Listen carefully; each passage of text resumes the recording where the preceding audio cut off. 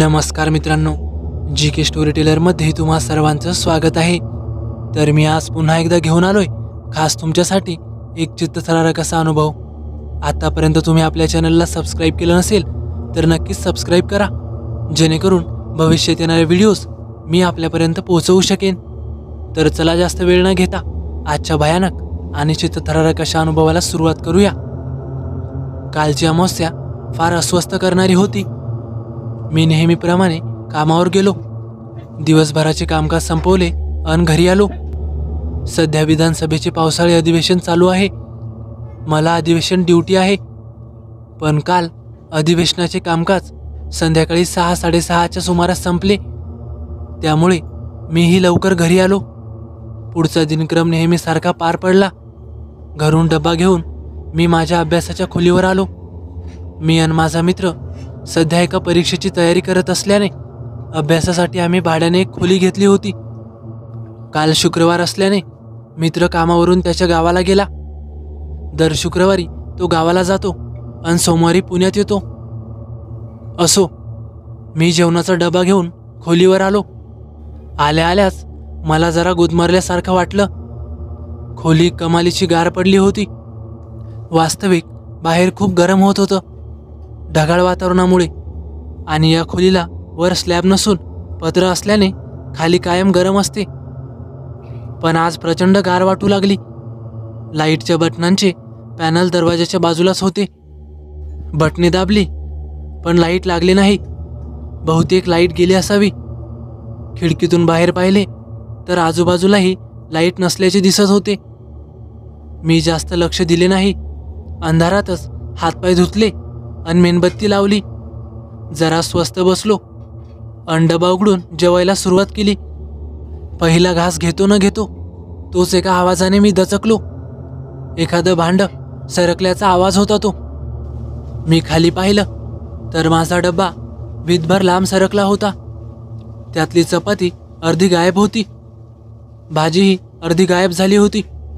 अन माझ्या शेजारीच खरकटे सांडले होते, जसे कोणी जेवताना सांडते ना, अगदी तसेच. आता मात्र मी जरा घाबरलो. काहीतरी वेगळं घडतंय हे मला जाणवलं. माझे जेवणातले लक्षच उडाले. डबा तसाच बंद करून मी बेसिनकडे जाऊन हात धुतले आणि तोच पुन्हा डब्याच्या आवाजाने दचकलो. मी जेवणाच्या जागेवर येऊन पाहतो तर काय, मी आताच अर्धवट शिल्लक राहिलेला डबा बंद करून ठेवला होता. तो आता चक्क उघडा होता आणि त्यातले अन्न पार चाटून पुसून संपवलेले होते. माझं काळीच धडाधडा उडायला लागलं. हे काय घडतंय? हा काही भुताटकीचा प्रकार तर नसेल? मी दाराकडे धावलो. कडीला हात घातला तसा हाताला जबर झटका बसला, जसा कोणीतरी माझ्या दंडाला धरून मला मागे खेचलंय जणू. मी थरथर कापत त्या बंद दाराकडे पाहत राहिलो. घशाला कोरड पडली म्हणून थरथरतच पाण्याच्या माठातून पाणी घेऊन गटागटा प्यायलो. न एकदम ठसका बसला. माठामागे कोणीतरी उभे होते का मला भास झाला. हा जर भास असेल तर मग मगापासून या खोलीत ज्या विचित्र घटना घडत आहेत त्या काय आहेत नेमक्या? मी स्वतःशीच विचार करू लागलो. या खोलीत यायला मला 2 आठवडे तरी झालेत, पण असं कधीच घडलं नाही. मग आजच का? काय आहे आज? अरे हा, अमावस्या. आज अमावस्या आहे. नक्कीच या घटनांचा आणि अमावस्येचा संबंध असलाच पाहिजे, कारण रोज शांत असणारी ती खोली आज एकाएकी चिडल्यासारखी झाली होती. कुठल्या तरी अमानवीय शक्तीने भारल्यासारखी झाली होती. मी विचार करत कॉटवर आडवा झालो. अनैसर्गिक थंडीने मी गार पडलो होतो.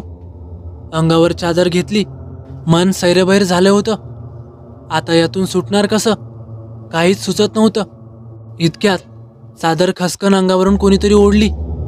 प्रतिक्षिप्त क्रियेने मी पाय झटकून पटकन उठून बसलो तर पायाच्या बाजूला कोणीतरी पटकन कॉट खाली गेले. माझं काळीज भीतीने जोरजोरात उडू लागलं.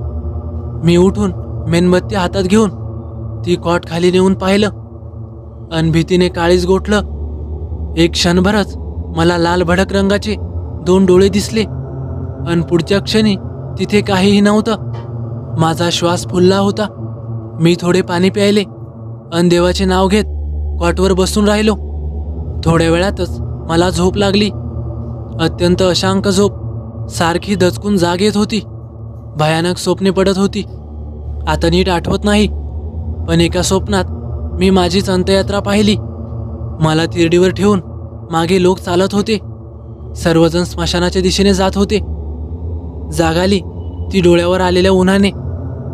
दिवस बराच वर आला होता. मी घड्याळ पाहिले. सकाळचे 10 वाजले होते. काही क्षण गेल्यावर मला ती कालची भयानक रात्र आठवली. अंगावर भीतीने शहारा आला.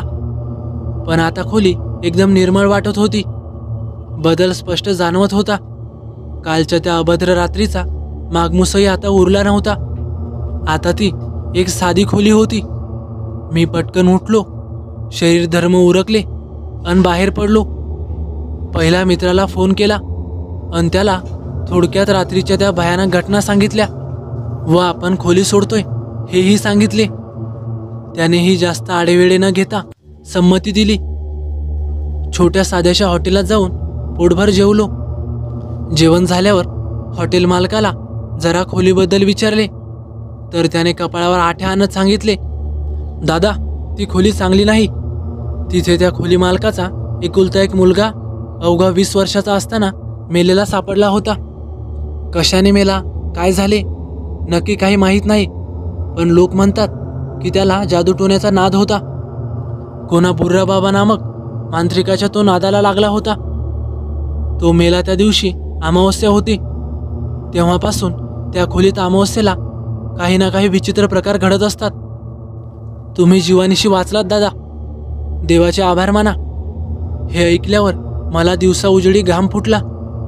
मी मनोमन देवाचे आभार मानले अन हॉटेलचे बिल चुकते करून घराच्या दिशेने निघालो. तर मित्रांनो, कसा वाटला तुम्हाला अनुभव?